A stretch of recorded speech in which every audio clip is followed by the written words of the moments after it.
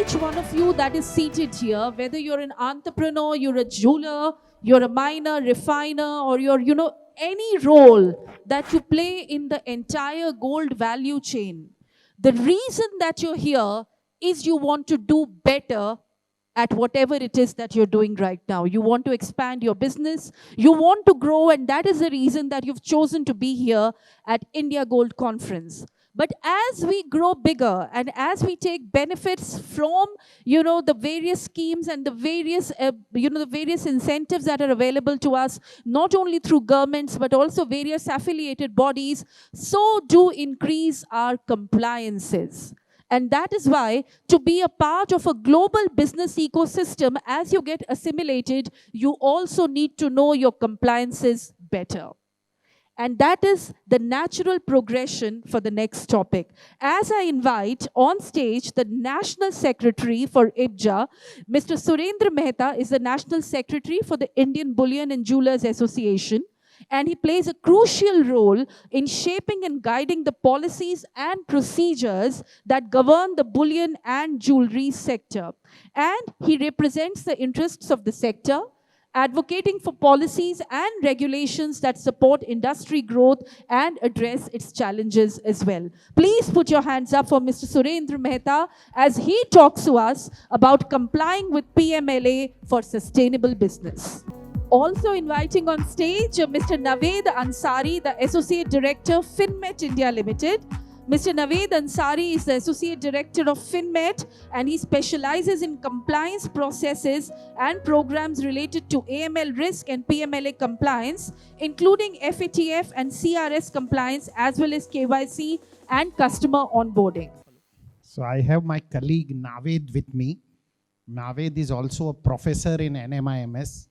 So I think being a professor, he would be in a much better position to explain what PMLA is all about. Please, Naved. Thank you, sir. We will start with compliances. Thanks a lot for Mr. Surendra Mehta. He's been a mentor to me on a lot of instances, and he knows about the subject more deeper and more in depth than me. But I will just start, and we will just go through the subject in next 15 minutes. It would be a very generic session. However, I will just conclude whatever is the subject there on my PPT with couple of slides, not to bore you or more, but just to make a basic understanding and the basic framework of PMLA and how it goes about it. After that, let us take few questions and answers, which he may be answering it directly to you all. If required, if you want to ask me directly, you can also ask. Let's start. Can you have the PPT, please? So just a brief about myself. As he said that I'm a professor in NMIMS, I'll just close it fast. I'm a chartered accountant and a lawyer. I work with Finmet India as an associate director, heading the compliance team.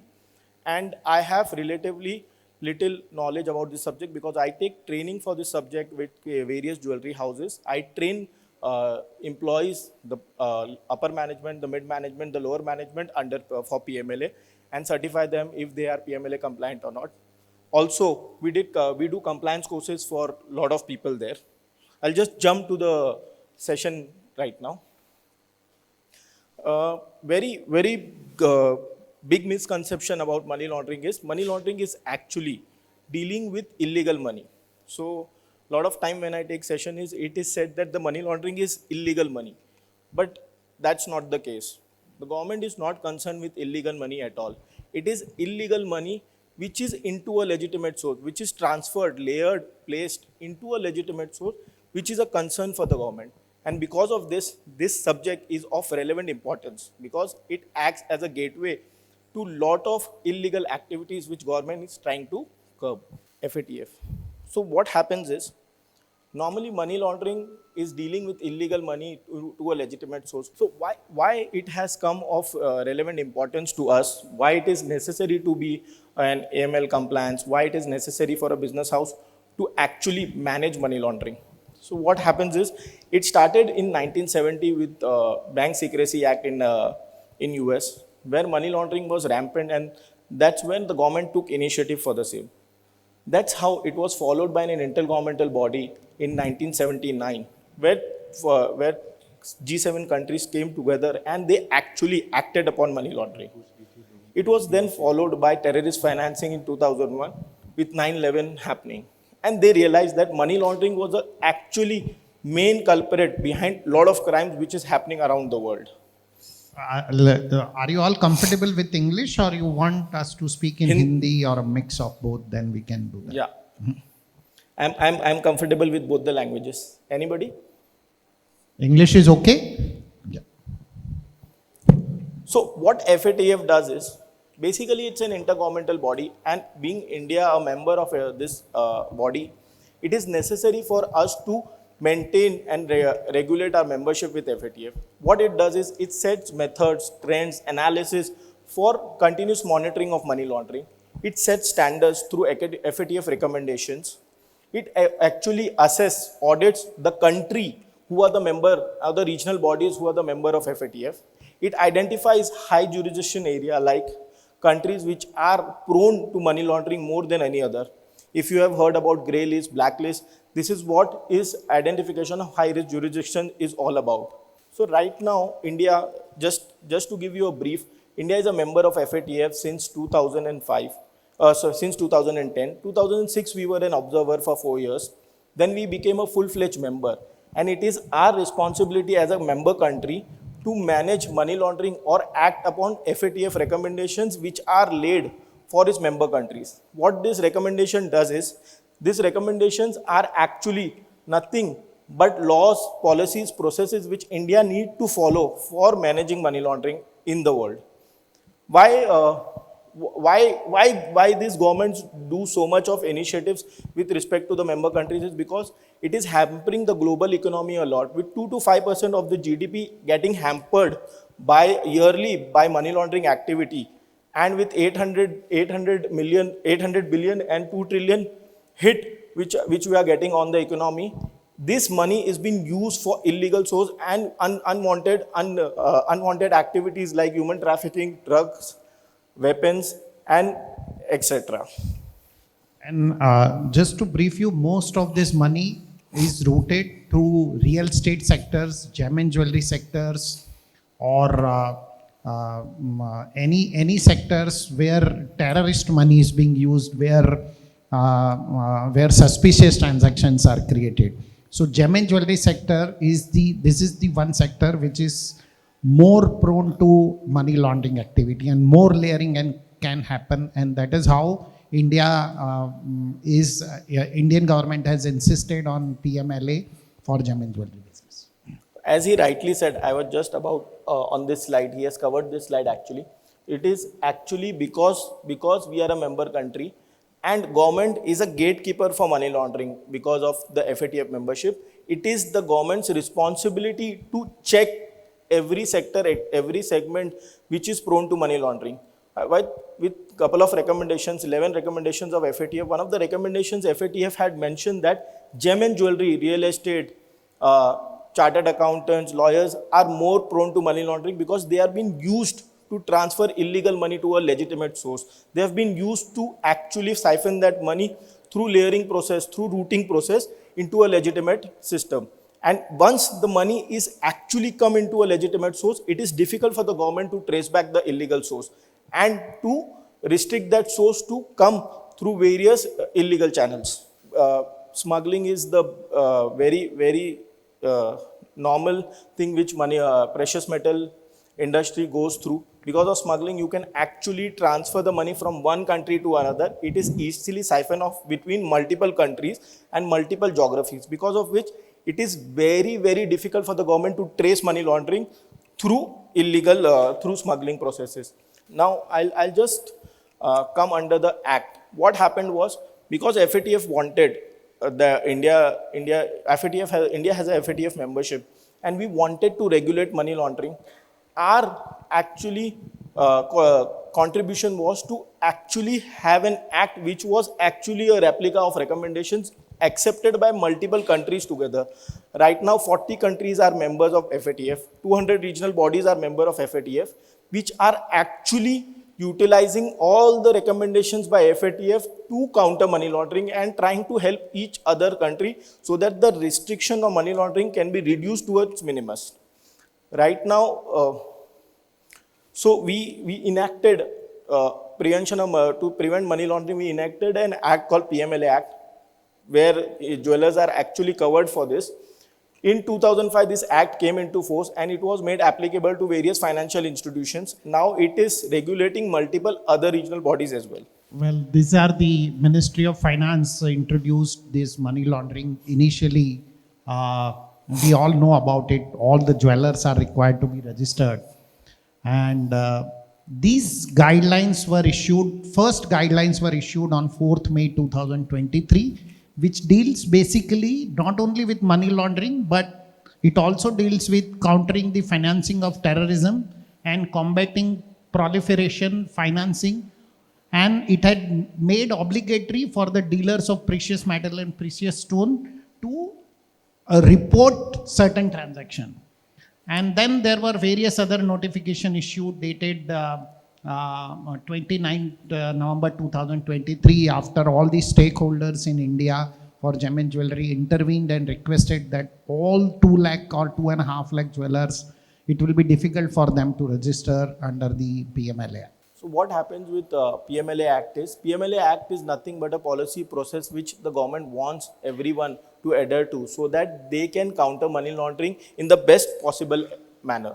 If we see the act when it was enacted, the main objective of the act was to prevent money laundering, to combating the channelizing of money into illegal activities and economic crimes, providing for the confiscation of property derived or involved in money laundering, and providing for any other matters connected with or incidental to the act of money laundering. So basically what government wants our industry is to report certain transactions. We'll come back to that later. Sir, lot of time when I take this lecture, people say that why should I do this compliance? Why it is necessary for me to do this compliance? It's a cost to me. It doesn't help me at all. So to counter this, I have just made a small PPT. Sir will just elaborate on that PPT a little bit. That money laundering does not even is a problem, it's a compliance issue, but it also helps the industry at a large, a jewelry house at a large, a jewelry retailer at a large, because it adds to their brand reputation. It reduces the brand reputational risk. It reduces unwanted consent orders by the government. It reduces unwanted rates. It reduces unwanted IT and staff expenditure cost because of these unwanted questions by the authorities. It reduces and monitors the industry closely so that industry is not being used for helping money launderers to launder money and thereby distracting the industry and the industry business part. I think we can straight come to the industry, our industry. See, we have about 2.5 lakh jewelers in our country. And initially, when the government introduced PMLA Act for the gem and jewelry sector, they said every jeweler, whether his turnover is 5,000 rupees or 500 crore rupees or 5,000 crore rupees, 50,000 crore rupees, he must register with Financial Intelligence Unit. Now, that was the cumbersome process. Neither the jewelers were prepared for it, nor the Financial Intelligence Unit had this kind of infrastructure to register 2.5 lakh jewelers. So we all stakeholders went to the government, went to the finance ministry and requested them that this cannot be done. Neither you have infrastructure nor a small jewelers in the remote town, he will be in a position to register. So they gave some benefits to us, they were little liberal and they bifurcated the entire industry into 2 parts. They said, if you have a turnover, if a jeweler has a turnover less than 500 crore rupees or more than 500 crore rupees, so that 500 crore rupees line was drawn. So any jeweler who has a turnover more than 500 crore rupees in previous year, means if you want to register today, your March 23 turnover should be more than 500 crore rupees, or any turnover previous to March 23, if it is more than 500 crore rupees, then you yourself must register with Financial Intelligence Unit. And while registering with the Financial Intelligence Unit, you must appoint a nodal officer who will act as a mediator, I would say a representative between the Financial Intelligence Unit and your company. So in most of the cases, your CFO or CEO or your director of the company himself or the partner of company himself can be appointed as the nodal officer. But nodal officer should be the person who understands the subject. So let me repeat this in Hindi. अगर आपका turnover 500 crore रुपए से ज़्यादा है तो आपको directly financial intelligence unit में register करना होगा. Registration is little bit a cumbersome procedure. उसमें कम से कम 8-10 बार OTP आते हैं और अलग अलग समय पे OTP आते हैं, तो थोड़ा डिफिकल्ट है, बट आपको रजिस्टर करना पड़ेगा और आपको खुद को एक नोडल ऑफिसर अपॉइंट करना पड़ेगा. Then the government said, if you have a turnover less than 500 crore rupees, then you must be a member of one association or you must be related to one association by way of membership or by any other means. And these associations shall be responsible to appoint a nodal officer. Now suppose you are a jeweler and your turnover is not a 500 crore rupees or more, you need not go and register with Financial Intelligence Unit, but you must be a member of some association who has appointed a nodal officer on behalf of all the jewelers who have a less than 500 crore rupees turnover. Like for example, as far as India Bullion Jewelers Association IBJA is concerned, I am the nodal officer for all my members who have a turnover less than 500 crore rupees. So some people get confused between registration and reporting requirements. The reporting requirements are different than registration requirement. So registration, everybody has to register. If for registration, the line drawn is 500 crore rupees. More than 500 crore rupees, directly register with Financial Intelligence Unit. Less than 500 crore rupees, become a member of association, and only become member of association who has appointed a nodal officer. So before you become member of any association, please ask them, have you appointed a nodal officer? Otherwise, there is no point paying every time fees to that association who has not appointed a nodal officer for you. Few important aspects. Once you appoint a nodal officer and once you are part of any association or you have registered directly with FIU, you need to make sure that your business to comply with PMLA should have a proper policy process SOP with respect to PMLA Act. You should have your KYC strong. You should manage and maintain a training for all your staff who's dealing directly with the customers. This training should be done yearly, on a yearly basis. You should make sure that you screen all your transactions, and if there is any suspicious transaction, you need to monitor those transactions and actually report through the nodal officer. The purpose of appointing a nodal officer is not just an appointment, but any suspicious transaction, any unwanted transaction, any unjustified transaction should be reported to the nodal officer, who in turn needs to report it to FIU. And you need to also take care of your storage. As per the Act, it is 5 years, and you need to maintain and manage all the transaction, all the email correspondence with respect to those transactions for 5 years. And if there is a case going on for more number of years till the case is closed. Lot of time when you are actually reaching out to the nodal officer to actually provide the suspicious transaction, people have this notion that once I give some information, government will act on that.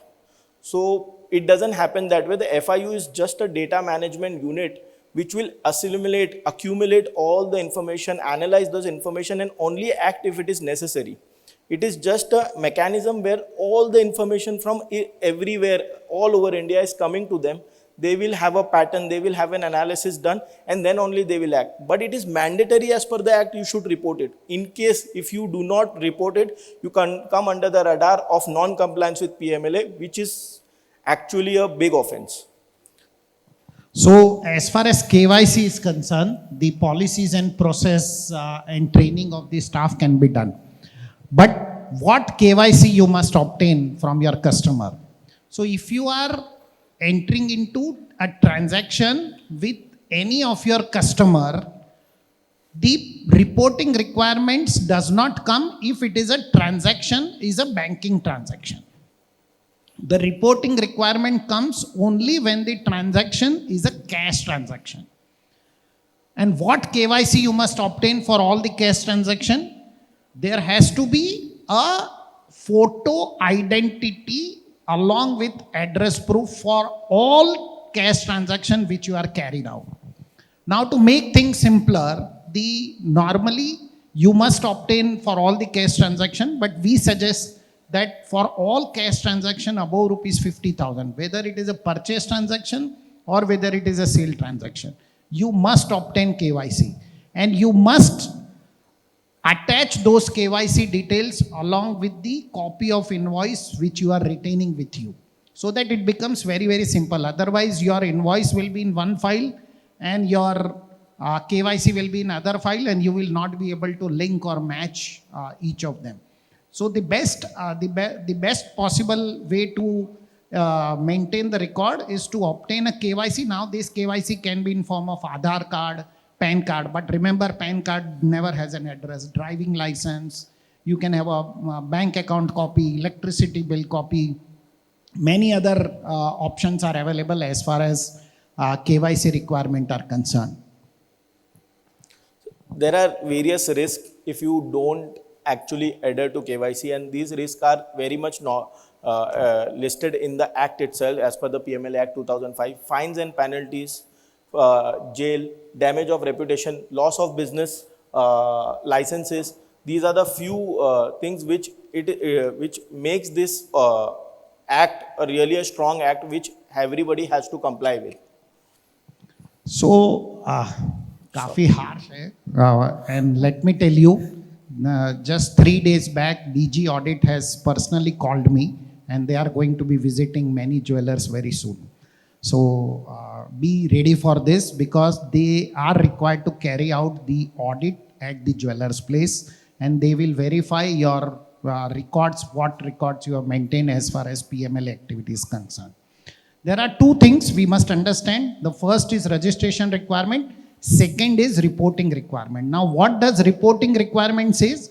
Reporting requirement says if you have carried out any transaction, any cash transaction in 1 month with one customer above rupees 10 lakhs. Now, then you must report that transaction to the financial intelligence unit. But what happens here is most of the jewelers feel, अरे हमारा तो 10 लाख रुपया monthly एक customer से cash transaction होता ही नहीं है, but it's not that way. You also have to ensure that even if his family does combined with his family a cash transaction about 10 lakh is done, then that is also required to be reported. Reporting, as Naved said, is only a reporting requirement. You are just, by reporting, you are making yourself safe. If something goes wrong tomorrow, you will not be in trouble. Perfect, sir. A few penalties are there. It's 3 years jail, 7 years maximum jail fines under the PMLA Act. We have actually discussed what FIU is. FIU is nothing but a data management unit set up by the government. It's a national agency set up in 2004, which acts as a mediator to collect a lot of information under the PMLA and help other enforcing agencies like Enforcement Directorate to enforce the act properly at the bottom. So as Sir said, the DG Audit is the main regulator who acts on behalf of Central Board of Excise and Custom.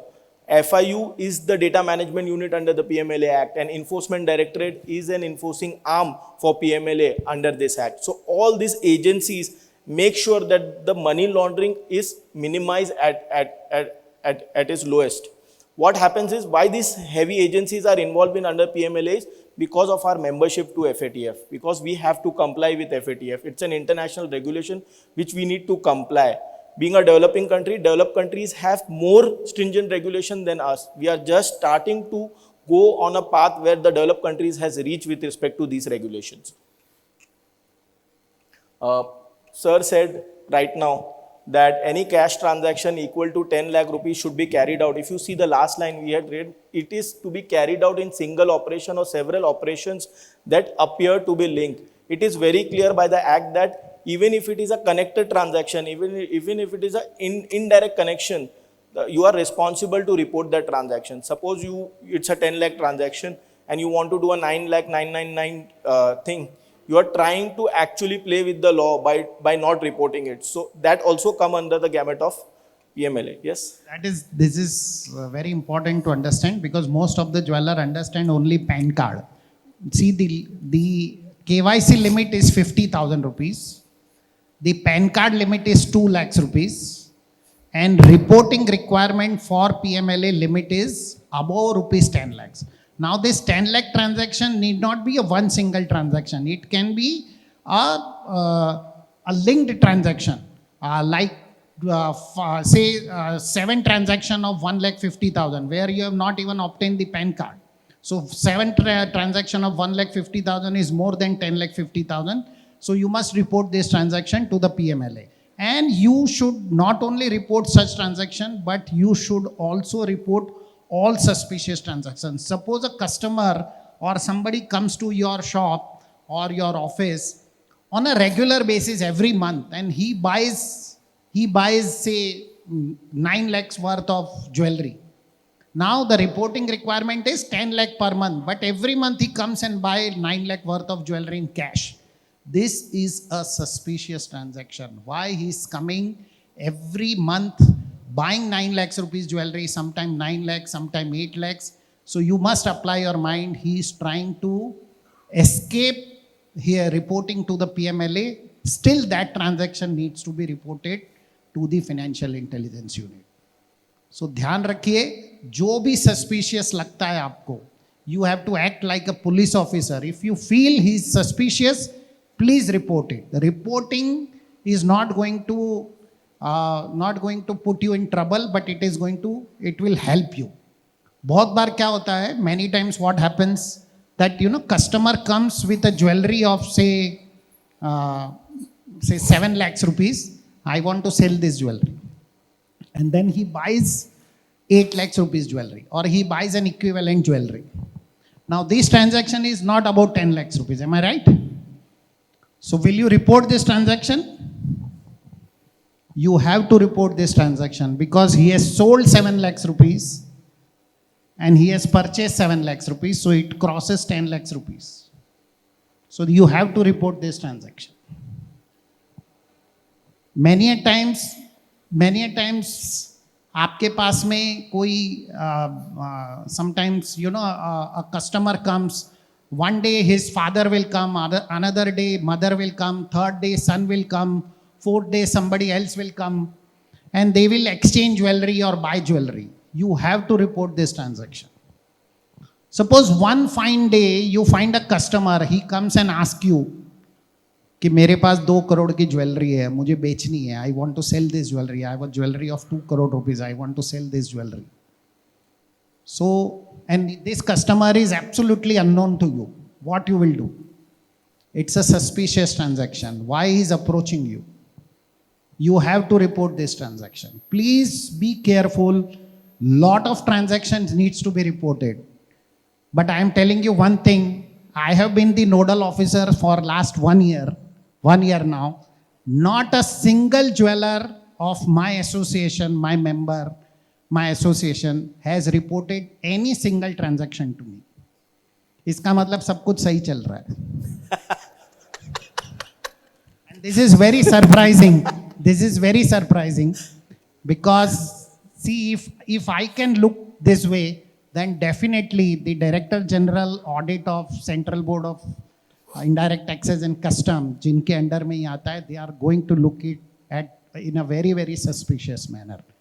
Please remember that they are starting audit very soon, and first they are going to do some 10-15 outreach program, and thereafter immediately the audit will start, and this will be killing. See what happens, I tell you. Suppose there is somebody caught at, say, you read newspaper daily that some XYZ person was caught, he was raided, and there were say jewelry worth 10 crore or gold bar worth 10 crore were recovered from him. Now suppose while reporting the transaction while making the Panchanama, that person says, I have purchased this gold from so and so jeweler. Then let me tell you, you will have a case under PMLA. There will be an ED raid on you.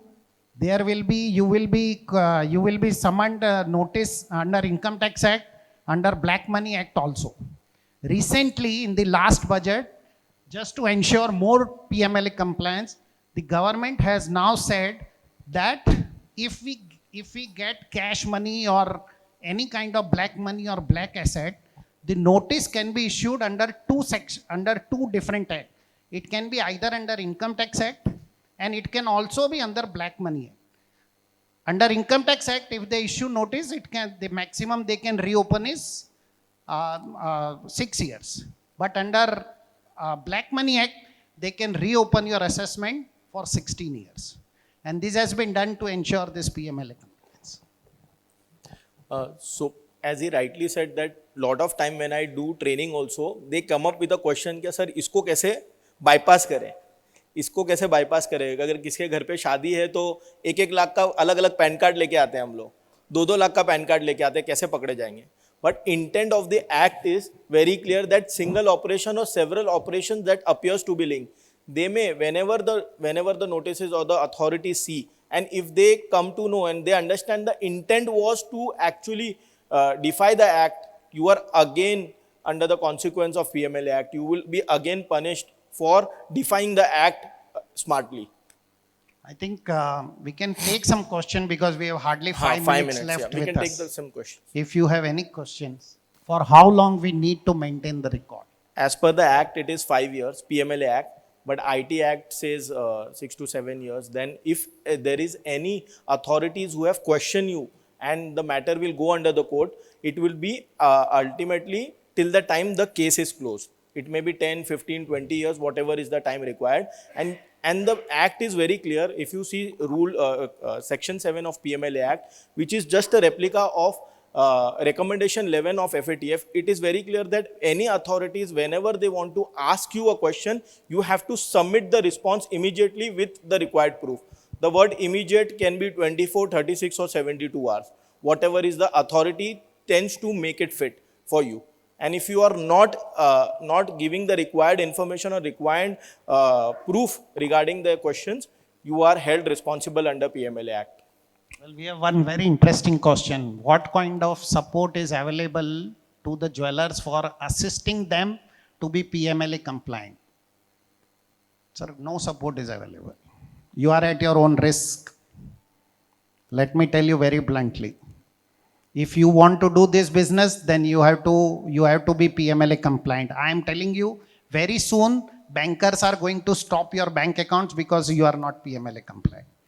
Because eventually, whatever cash or illegal money, which may be an illegal money, you are collecting, ultimately you are depositing this money in the bank accounts. And these banks are becoming responsible because they are indirectly layering those transactions. So I recently had meeting with few banks on this, and they are also now thinking that this is very serious matter. And because this is the only business where cash transactions are permitted. Most of the other business, except real estate sector, cash transactions are not permitted where Money Laundering Act is applicable. What should be the proper method? They should transfer the money to the bank account of the customer and then they should sell the jewelry, or what? No, if you are exchanging jewelry, Yes. if you are exchanging jewelry, and if the total value of exchange and whatever he is buying again exceeds rupees 10 lakhs, then please report the transaction. No, it may not be a cash transaction. If it is cash transaction, what you No, are no, saying it is is not correct. a cash transaction. Still you have to report. Suppose, sir, it is so simple. मैं आपके पास 1 करोड़ की jewellery लेके आया और मैंने बोला 1 करोड़ 1 लाख की मुझे ज्वेलरी वापस नहीं दे दो, तो it is only 1 lakh rupees transaction. No, it is not 1 lakh rupees transaction. It is a 2 crore 1 lakh rupees transaction. It is as simple as that. So you must report. This is a suspicious transaction where money has not exchanged, but the volume of transaction exceeds 10 lakhs, purchase and sale. So it must be reported. purchase is of 7 lakhs and sale is 8 lakhs. Yes, this is to be reported. It is to be reported. I just explained this. If turnover is above 500 crore rupees, will IBJA provide any nodal officer? No, as per law, if your turnover is more than 500 crore rupees, you yourself have to appoint a nodal officer and register. Your company must register with PMLA. IBJA will be pleased to provide you, but the law does not permit IBJA. If your turnover is less than 500 crore rupees, become a member of IBJA, no problem. But thoda reporting bhi karo, because I am also being questioned why nothing is coming. Excuse, Sanjeev, yes, sir. Or question, beach. What is the proper way of reporting any red flags found or to whom we need to report? There are tools like Finmet has a fantastic tool to report the transaction. I think that is very technical, very tedious. Let us not get into details of how to report a transaction. And what is the experience of jeweler in other jurisdiction where PMLA type acts are implemented? See, PMLA acts also applies to, we both are chartered accountant, it applies to us also. We also have to report transaction. It applies to real estate sector. They are all, see, most of the institutions are reporting the transaction except real estate and gem and jewelry, because these are two transactions where cash is still permitted. So my worry is always that if our industry continues to not report the transaction, probably one fine day they will come with an idea why we should allow even a 1 rupee cash transaction for this industry, because they don't report anything. The same goes with Dubai. They had fined because there was no transaction, nil reporting transaction in couple of cases with FIU there. I think huge penalties were levied in Dubai. Yeah. On that. So lot of penalties have started with financial institution, if you can see, under PMLA with respect to KYC, and these penalties are actually coming to other segment and other sector, which is made applicable to us. Any questions there? Yeah. Hello. This one regarding public awareness, can anything be done regarding PML? So for us, it will be easy to convince the customer to give KYC. The government is not going to create awareness for the law which they are making. They are using you as a tool to inform that law to your customer and do the business. But some awareness, if it is from IBJA, can be. Sir, only thing is that we can do outreach. They are doing outreach program. Association can do outreach program, but it is difficult for any one of us to, directly have an outreach program with the customer. Sir एक छोटा सा example देता हूँ यहाँ पे. कोई भी law आता है तो जो लॉ की पेनल्टी है उन लोग पब्लिश नहीं करते हैं क्या, let's make people aware about this law. वो कानून है, जो होगा मतलब उसको अवेयरनेस की जरूरत नहीं है. It is applicable to everyone. It is the law of as a citizen of India, you have to abide by that law. Sir रास्ते पे रेड सिग्नल लगता है तो आपको गाड़ी रोकनी है. सरकार सिखाने नहीं आएगी कि गाड़ी रोकना है इधर आपको.